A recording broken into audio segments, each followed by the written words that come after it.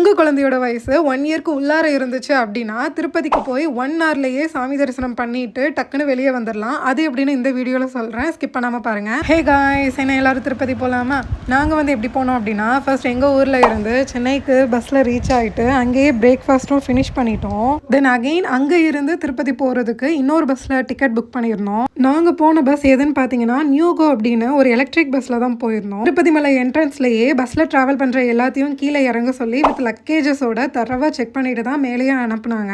திருமலாவை reach பண்ணதும் வேலையா பாத்ரூம்க்கு போய் குளிச்சுட்டு அதுக்கப்புறம் தான் டிக்கெட் எடுக்கிறதுக்கே போயிருந்தோம். இந்த குழந்தையோட வயசு 1 இயர் கம்ப்ளீட் ஆகாததுனால சுப்பத்தம்ல தான் போயிருந்தோம். இது வந்து எப்படின்னா, உங்க குழந்தையோட வயசு 1 இயர் கம்ப்ளீட் ஆகாம இருக்கணும். அப்படி இருந்துச்சு அப்படின்னா அந்த குழந்தையோட அம்மா அப்பா அவங்க 2 பேரோட ஆதார் கார்டு ஜெராக்ஸ் பிளஸ் இந்த குழந்தையோட பெர்த் சர்டிஃபிகேட் ஜெராக்ஸ். இன்கேஸ் உங்ககிட்ட பெர்த் சர்டிஃபிகேட் ஜெராக்ஸ் இல்லை அப்படின்னா குழந்தை பிறக்கிறப்ப ஹாஸ்பிட்டலில் கொடுத்த டிஸ்சார்ஜ் சம்மரி அந்த ஜெராக்ஸ் கொடுத்தாலுமே அக்செப்ட் பண்ணிக்கிறாங்க.